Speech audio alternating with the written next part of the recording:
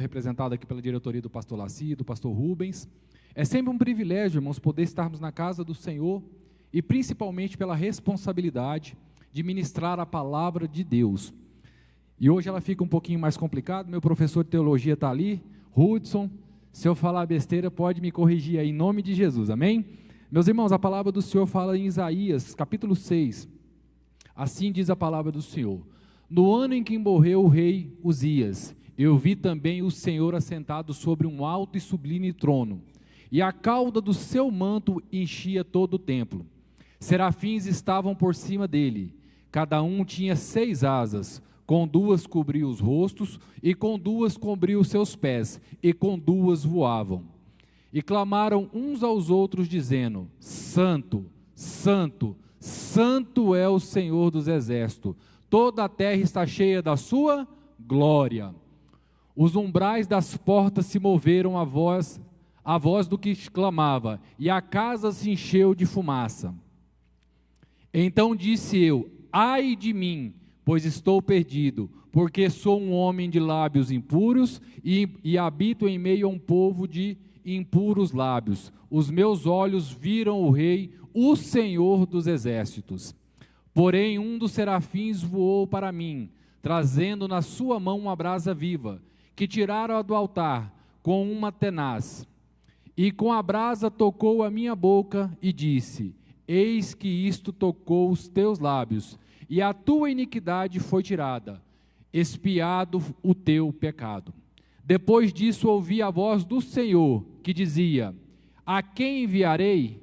E quem há de ir por nós? Então disse eu: eis-me aqui, envia-me a mim. Amém? Glórias a Deus, aleluia, Jesus. Glorificado e exaltado seja o nome do Senhor. Meus queridos irmãos, nós estamos numa série chamada Visão. Essa série, hoje nós vamos abordar a visão que transforma. Eu vi o Senhor assentado num alto e sublime trono. Para a gente poder dar início a essa lição, a esse estudo bíblico, nós precisamos fazer um pano de fundo aqui para entender qual era o cenário onde Isaías teve a condição de ver Deus no seu alto e sublime trono. No livro de Isaías, quando nós vamos falar do profeta Isaías, Isaías é um dos maiores profetas do Antigo Testamento. Ele não anunciava somente a respeito de piedade, a respeito de mensagens de esperança. No início do seu ministério, ele também proclamava de uma forma mais dura, chamando o seu povo à correção pelos seus atos de iniquidade. O livro de Isaías, ele está pautado aqui no reino do sul, o reino de Judá. Isaías passou, irmãos, por 4 reis. Ele passou pelo rei Uzias, Jotão, Acás e Ezequias. Ele era um homem culto, piedoso, sensível à voz de Deus, usado para denunciar o pecado do povo e anunciar a vinda do Messias. Então ele já era aquele que anunciava a vinda do nosso Senhor e Salvador Jesus Cristo. Isaías não foi apenas um profeta da justiça, mas também da esperança. E no capítulo 6 é onde começa toda a história aqui que eu quero falar a respeito de visão. Se nós olharmos aqui, o rei Uzias havia morrido, um monarca que reinou por cerca de 52 anos. E durante esse reinado do rei Uzias, ele conseguiu trazer um ambiente de paz, um ambiente de estabilidade para o reino de Judá. Porém, agora o rei está morto. Isaías aqui já é profeta, nós estamos no capítulo 6. Isaías aqui já era profeta do Senhor. Porém, ele era muito próximo do rei Uzias. Alguns historiadores falam que ele tinha até um vínculo familiar entre pais, ali tinha algum vínculo. Porém, a palavra do Senhor não aborda dessa forma, mas aborda que ele tinha uma intimidade e um carinho e uma comunhão muito próxima com o rei Uzias. E essa proximidade com ele trouxe uma tristeza muito grande nesse momento do falecimento do rei. Mas a palavra do Senhor aqui aborda que depois da morte do rei Uzias, nós vamos ver Judá se aprofundar numa grande crise, uma crise política, uma crise econômica, uma crise social e principalmente, irmãos, uma crise espiritual. Esse episódio ele aconteceu há cerca de 2.700 anos atrás. E isso nos traz o quê? Qual o ambiente que nós vivemos nos dias atuais hoje? Nós vivemos um ambiente de crise política, social, espiritual. Nós estamos num momento de crise. E isso se torna tão atual para os dias de hoje. Só que aqui o que eu quero trazer para essa noite, já no início aqui da mensagem, o momento de crise, irmãos, ele não vai abalar o trono de Deus. Aqui nós vemos Isaías triste, porque o trono terreno está vazio, o rei está morto.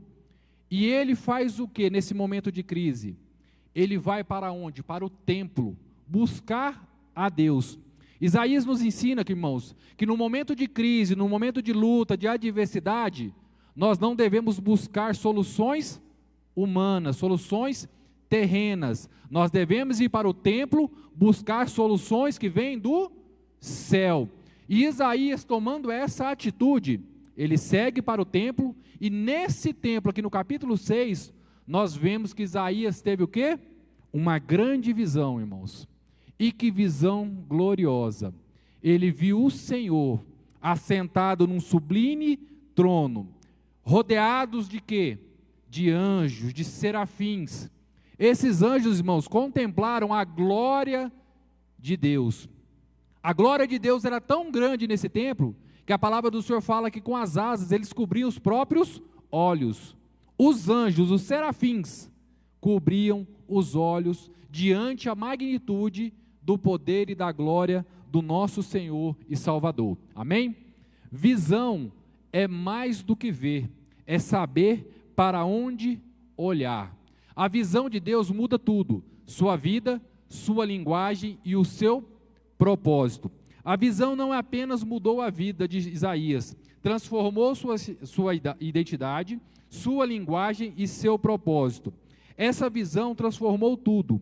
Ele viu a glória de Deus, reconheceu o seu pecado, foi purificado e, além disso, ele ainda recebeu um chamado.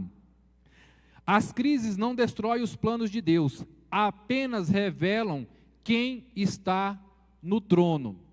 Quantas das vezes, irmãos, nós estamos passando por crise e nós esquecemos que as crises terrenas pelas quais nós estamos passando, elas não tiram Deus do trono.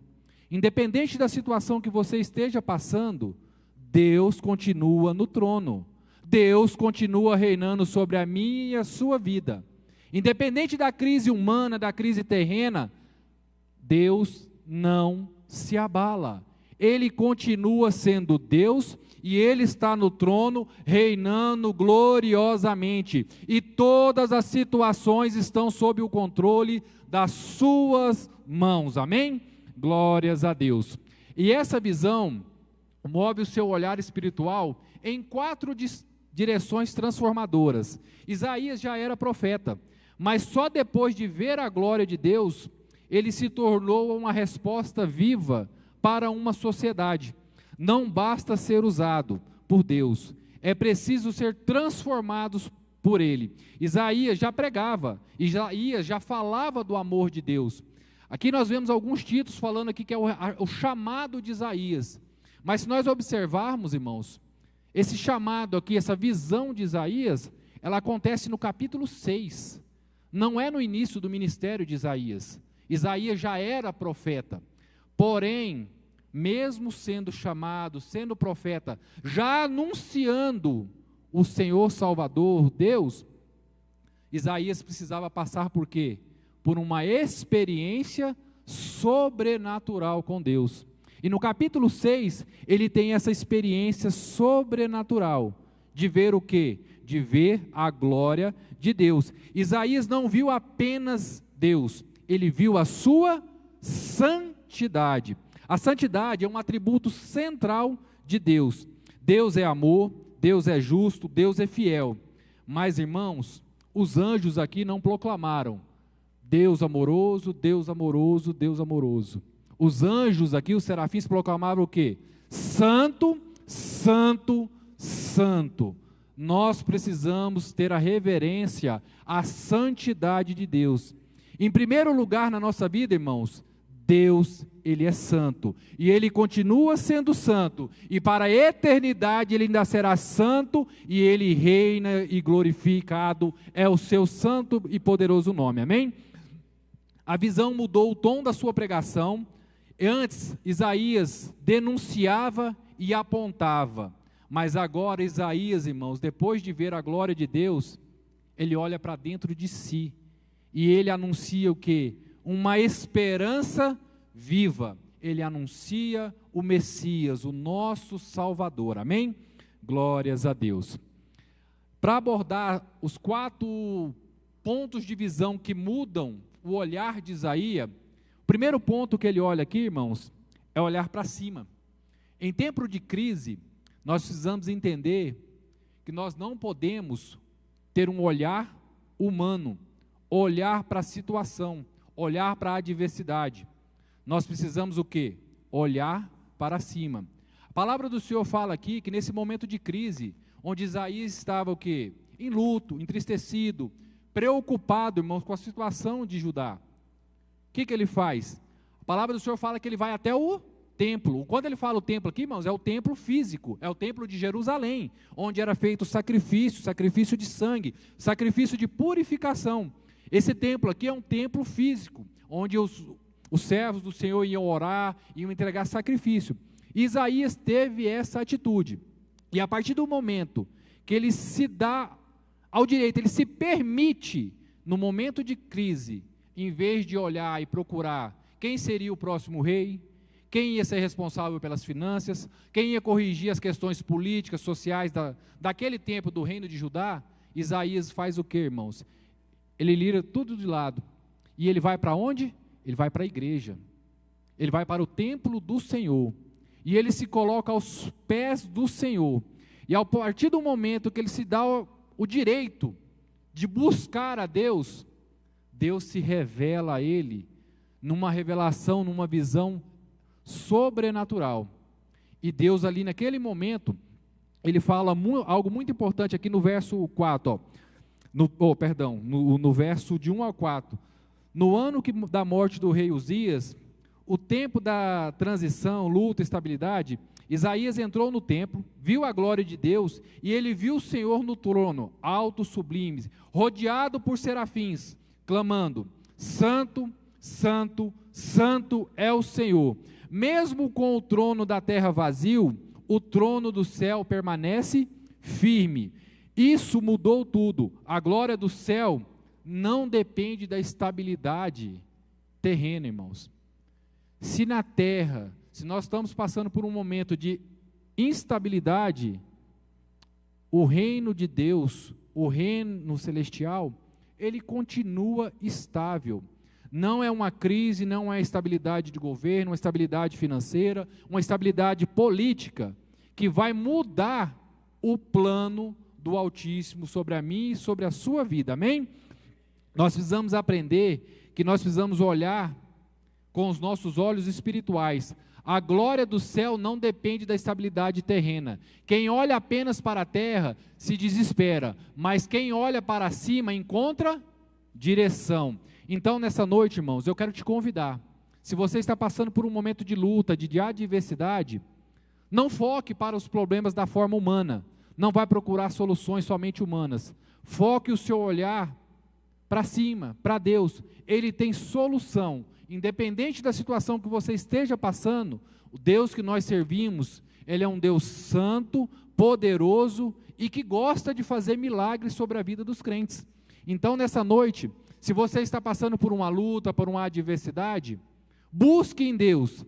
Deus pode fazer o milagre sobre a sua vida, mas você precisa se dispor a ir aos pés de Jesus. Se necessário for, venha à casa de Deus, dobre o seu joelho, clame a Ele, busque a Ele, e Deus vai te dar a visão que você tanto precisa, em nome de Jesus. O olhar de número 2, irmãos, olhar para dentro. A visão de Deus revela a nossa real condição. Isaías aqui, irmãos, ele fala assim, Isaías clama, ai de mim, estou perdido. Não é por causa da crise, irmãos, é por causa da magnitude de Deus que ele viu. Ele não está reclamando aqui, não é do momento de crise. Ele fala, ai de mim, que sou pecador. Ai de mim que pereço. Ele está fazendo o quê? Ele está reconhecendo a magnitude e a santidade de Deus. Ele olha para dentro de si mesmo. Ele não olha para fora, ele olha para dentro. E quando ele olha para dentro aqui, ele está fazendo o quê? Uma confissão. É no versículo 6 aqui, ó, no versículo 5. Então disse eu, ai de mim, que vou perecendo, porque sou um homem de lábios impuros e habito no meio de um povo de impuros lábios. Mesmo assim os meus olhos viram o Rei, o Senhor dos exércitos. Isaías está fazendo o que, irmãos? Ele está reconhecendo que ele é humano, que ele é igual a gente, que somos pecadores, somos falhos. Apesar dele ser profeta, a palavra afirma aqui que ele é um dos grandes profetas do Antigo Testamento. E ele aqui reconhece que ele é um pecador e ele precisa do perdão e da misericórdia de Deus. Quando de nós, irmãos, que estamos na casa do Senhor, que achamos que estamos cheios de egos, que somos santos, que somos egoístas, cheios de vaidades, e não reconhecemos que precisamos olhar para dentro de nós mesmos e entender que nós somos humanos, que nós somos falhos, que nós somos fracos, que nós somos pecadores sim, e nós necessitamos e precisamos da misericórdia e do perdão de Deus, amém? Então a palavra do Senhor nos fala aqui, a glória de Deus nos leva ao arrependimento. A verdadeira conversão ocorre quando o homem vê Deus e não quando vê a si mesmo. Isso aqui, irmãos, é um trecho de um livro, A Santidade de Deus. Deus que se revela é o Deus que transforma. O maior erro do homem é pensar que pode permanecer o mesmo depois de ter um encontro com Deus. É o maior erro, irmãos, que nós cristãos cometemos. Nós temos uma experiência com Deus, nós somos batizados pelo Espírito Santo, nós recebemos Deus como nosso único e suficiente Salvador, e nós ainda cremos que podemos ser as mesmas pessoas. Evangelho, irmãos, é um evangelho de evolução constante, de transformação dia após dia. Se nós aceitamos Jesus como nosso único e suficiente Salvador, é uma caminhada progressiva. Nós não podemos ficar parados no mesmo lugar. Nós estamos crescendo, caminhando em direção ao quê? A uma morada celestial. Só que nós só vamos alcançar essa morada celestial se nós estivermos em quê? Em santidade com Deus. E nós queremos continuar a mesma pessoa que nós éramos lá atrás, quando nós aceitamos Jesus. Nós precisamos entender que evangelho é transformação e mudança diária. Nós precisamos olhar para nós, olhar para dentro de nós mesmos e entender que nós somos pecadores, que nós somos falhos e nós precisamos da misericórdia de Deus dia após dia. Amém? Tópico 3, olhar para o altar. Significa o que, irmãos, olhar para o altar? Nós vemos aqui no 6 e no 7. Um dos serafins, porém, voou para mim, trazendo na mão uma brasa viva, que tirada do altar, como uma tenaz, e com ela tocou a minha boca e disse, vê, isto tocou os teus lábios, e a tua iniquidade foi tirada, purificado o teu pecado. Olhar para o altar aqui, irmãos, significa o quê? Purificação. O altar queima o pecado, cura o profeta e transforma os vasos em vasos úteis. A graça não é uma fuga, é a presença sustentadora de Deus em meio ao fogo. A purificação que Isaías experimenta aqui não é fruto da sua autoconduta, mas do algo sobrenatural da graça de Deus. Muitas das vezes, irmãos, nós queremos justificar a nossa santidade em nós mesmos. E a santidade que nós buscamos, ela não vem da gente, ela vem de Deus. E muitas das vezes, nós achamos que nós somos o quê? Perfeitos. Nós somos os bons, nós somos os tal, Deus me usa, Deus faz isso através da minha vida. Mas nós precisamos entender, irmãos, que o dono da obra é Ele, Quem faz é Ele, e nós somos o quê? Instrumentos nas mãos de Deus. Só que para nós sermos instrumentos na mão de Deus, nós precisamos o que ser primeiro? Purificados. Isaías aqui já era profeta, eu lembro novamente aqui, mas mesmo já sendo profeta, ele precisou ser o quê? Purificado pelo fogo santo de Deus. E nós, irmãos, precisamos entender que o chamado que nós recebemos nos comissiona sim a pregar o Evangelho, a falar as boas novas, a anunciar a Cristo, mas nós precisamos entender que nós precisamos ter uma vida separada para Cristo. E essa vida separada, ela traz o quê? Algumas dificuldades. E essas dificuldades são o quê, irmãos? Deixar de fazer certas coisas, nos privarmos de certas coisas, nos privarmos de certo vocabulário, nos privarmos de certos ambientes. Isso é se purificar e se santificar ao Senhor. Mas aqui fala de uma brasa viva. Essa brasa viva aqui, irmãos, nos dias atuais, eu não gosto, assim, eu sempre gosto de deixar bem claro que nós somos o quê? Assembleianos. Nós estamos numa Assembleia de Deus. E qual é a característica principal da Assembleia de Deus? O que nos diferencia das outras igrejas? É o batismo com o Espírito Santo. É o fogo que desce do altar. Nós precisamos buscar, irmãos, constantemente esse fogo do Espírito Santo de Deus. Se você ainda não foi batizado com o Espírito Santo de Deus, se derrame aos pés do Senhor, busque a Deus, clame a Deus, busque pelo seu batismo com o Espírito Santo de Deus. Se Deus te deu dons de língua, fale em línguas. Se Deus te deu o dom de profecia, fale em profecia, mas não retenha os dons de Deus sobre a sua vida, não retenha o poder do Espírito Santo de Deus que habita sobre a sua vida, em nome de Jesus. A purificação vem de Deus, não do esforço humano. Tentar purificar-se pelos próprios méritos é desprezar a cruz e a graça de Cristo. Essa é uma frase de um teólogo chamado John Owen. Quando ele fala aqui, irmãos, quando nós desprezamos a graça de Deus, nós estamos dispensando o sacrifício de Cristo na cruz. Cristo fez aquilo, irmãos, por mim e por você. E nós precisamos, dia após dia, valorizar o sacrifício de Cristo por mim e por você na cruz. Muitas das vezes nós viemos numa caminhada tão rotineira para os cultos, para a igreja, e nós esquecemos que o sacrifício de Jesus por mim e por você foi um grande sacrifício. Jesus morreu na cruz por mim e por você. Nós precisamos valorizar a graça de Cristo sobre mim e a sua vida, amém?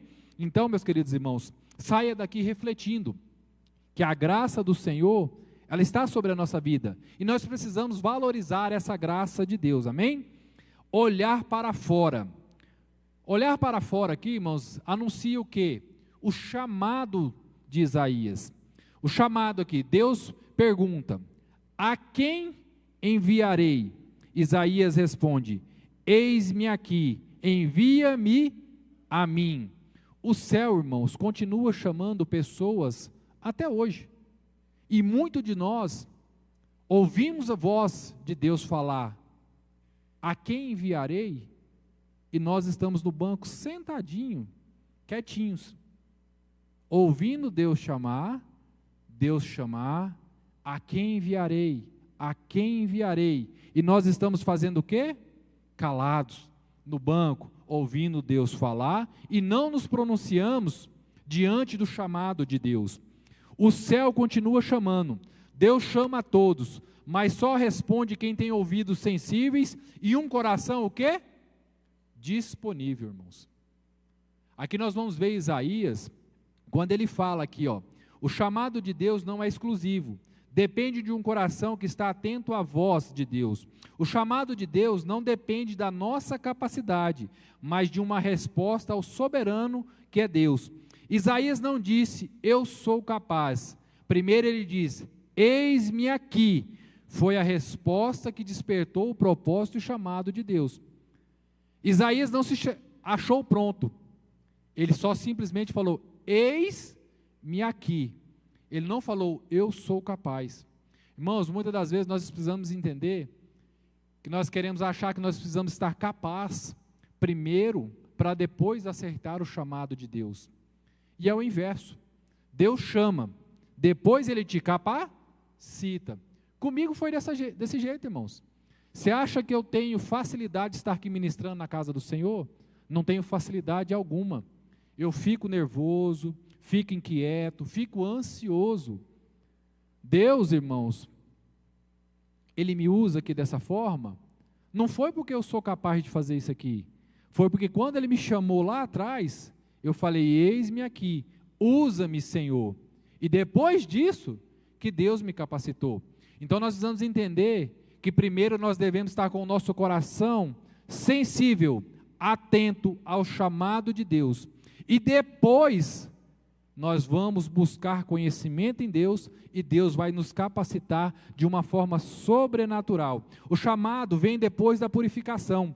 Deus não usa quem se acha pronto, usa quem está disponível e cheio da presença do Espírito Santo de Deus. Isaías disse, eis-me aqui, depois disse, ai de mim. Primeiro Isaías falou, ai de mim que sou pecador, para depois dizer, eis-me aqui. Nós precisamos reconhecer que somos pecadores, que precisamos de Jesus, para depois aceitar o seu chamado, amém? Fomos curados para sermos enviados. Quanto de nós aqui, irmãos, que fomos curados, fomos transformados, fomos restaurados por Deus, estamos com um talento, um dom que Deus nos deu, estamos sentados no banco, deixando o talento e o dom que Deus te deu, morrido, adormecido, parado aí no banco. Deus nessa noite está fazendo a pergunta para você, a quem enviarei? Deus te deu um chamado, Deus te deu um dom, Deus te deu um talento. Não desperdice os dons e os talentos que Deus te deu. Responda ao chamado de Deus, se apresente para estar trabalhando e anunciando a obra do Senhor, amém? Para nós finalizarmos aqui, antes de chegar à conclusão, irmãos, a gente às vezes fica pensando, mas foi só com Isaías que aconteceu isso. Foi só com homens de Deus. Irmãos, se nós formos olhar a história na Bíblia Sagrada, ela está repleta de ilustrações de homens e mulheres de Deus que passaram por esses mesmos 4 olhares aqui transformadores. Se nós olharmos para Pedro, Pedro era pescador. Quando ele estava pescando, Deus foi até ele e ele viu a glória de Deus. Chorou de vergonha por negar Jesus. Foi restaurado à beira de uma praia. E ele foi comissionado ao quê? Deus manda ele fazer o quê? Apacenta as minhas ovelhas. De um pescador que negou a Jesus, teve um encontro restaurador e passa a ser um quê? Um apacentador de ovelhas. Se nós vemos Paulo, o pastor Wilson pregou a respeito de Paulo aqui, de perseguidor a transformador, caiu na terra diante da luz, olhou para o céu, olhou para Deus, foi curado pelas mãos de Ananias, olhou para você mesmo, para dentro de si, foi enviado aos gentios, e de perseguidor passou a ser um proclamador, um anunciador do Evangelho de Jesus Cristo, um dos maiores fundadores de igreja da Bíblia Sagrada, quando nós vemos na história. Nós podemos ver também Moisés, o pastor do deserto. Quando ele viu, olhou para o altar, o que ele viu? Ele viu a sarça ardendo. Foi o quê? Uma visão da santidade de Deus. Ele tirou as suas sandálias, pois ele sabia que o lugar era santo. Então a visão dele foi do quê? Da santidade de Deus. E ouviu a voz e foi enviado para quê? Para libertar o povo cativeiro. O fogo não consumiu, o fogo comissionou Moisés a ser um libertador do povo de Deus. Então, irmãos, a visão que transforma nunca termina no altar, ela sempre vai terminar num propósito e num chamado de Deus. Se você já teve uma experiência com Deus, um encontro com o Espírito Santo do Senhor. Você foi chamado, você foi escolhido, você foi comissionado a fazer algo para Deus. Não fique com o seu chamado parado nesse banco, amém, meus irmãos? Quando a visão se torna um chamado e o propósito. A palavra do Senhor fala em João 12, 41, que Isaías, nessa passagem onde ele vê o trono de Deus, na realidade ele já vê Jesus sentado nesse trono. Então aqui, irmãos, nós já estamos diante de um o quê? De uma visão cristocêntrica. Por isso que Isaías é chamado de o profeta messiânico, porque ele já viu nessa época o Messias, o Jesus nosso, Rei, nosso Salvador, sentado nesse sublime trono, amém? Glórias a Deus. A visão começa por onde você decide olhar. Nós precisamos entender, irmãos, que a decisão para onde nós vamos olhar, essa decisão é minha, essa decisão é sua. Nós não podemos estar com os nossos olhos ofuscados pelas crises e pelos problemas dessa terra. Nós precisamos entender que a decisão de onde olhar parte de mim e parte de você. Olhar para cima, veja a glória de Deus no trono. Olhe para dentro, reconheça que você precisa de mudança em você. Olhe para o altar, o toque de Deus transforma, renova a sua vida. Olhe para fora, o mundo precisa ouvir: eis-me aqui, vindo de alguém transformado. Nessa noite eu te trouxe aqui, irmãos, Deus te trouxe na realidade, e me trouxe aqui, para te dar essas 4 visões, e despertar esses 4 olhares sobrenaturais, para você olhar para cima, e ver que a glória de Deus, ela continua no trono. O trono de Deus, irmãos, ele é o mesmo ainda, e ele é santo, e ele é inabalável. Deus continua reinando sobre a mim e sobre a sua vida. A crise que você está passando não vai abalar o poder e o trono e a majestade de Deus.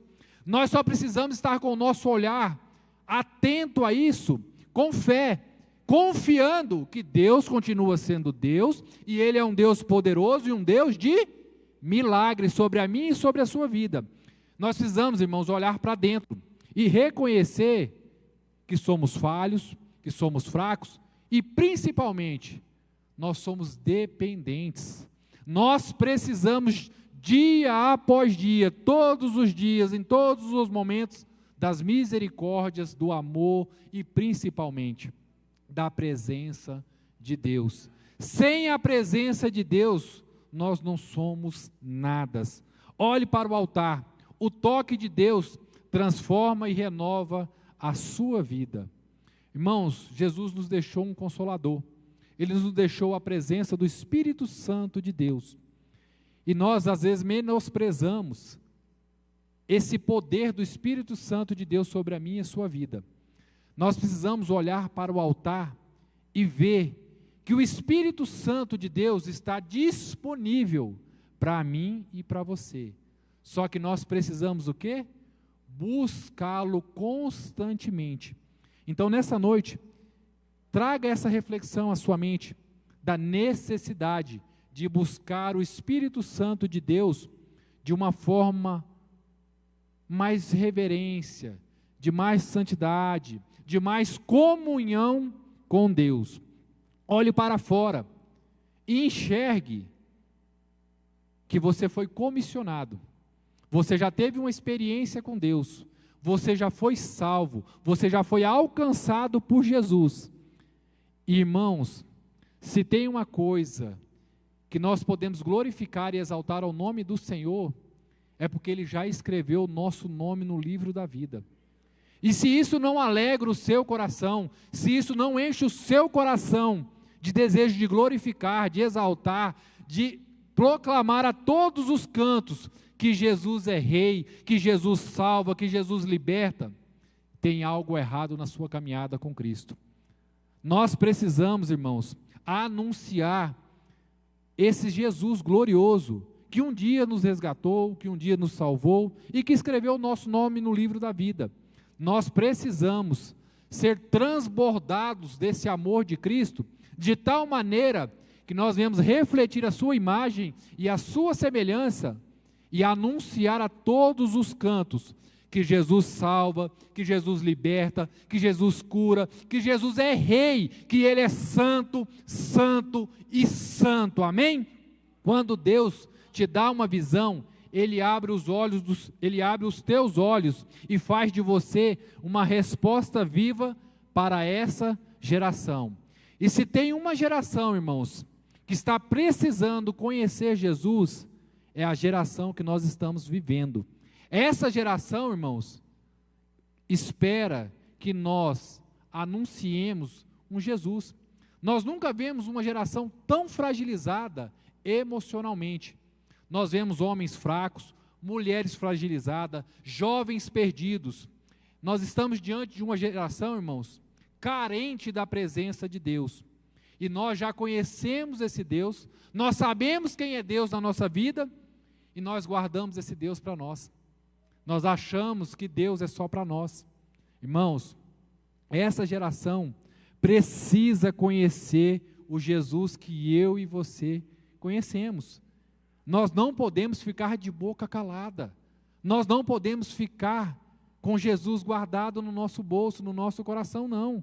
Nós precisamos anunciar que Jesus é rei, que Jesus é santo e que Ele tem salvação e Ele tem solução para essa geração. Essa geração, sim, irmãos, pode ser fraca, pode estar perdida, pode estar corrompida, mas, irmãos, o Deus a qual nós servimos é um especialista em fazer milagre. E se tem alguém que pode fazer algo sobrenatural sobre essa geração, Ele se chama Jesus, o nosso único e suficiente Salvador, amém? Se coloque de pé nessa noite.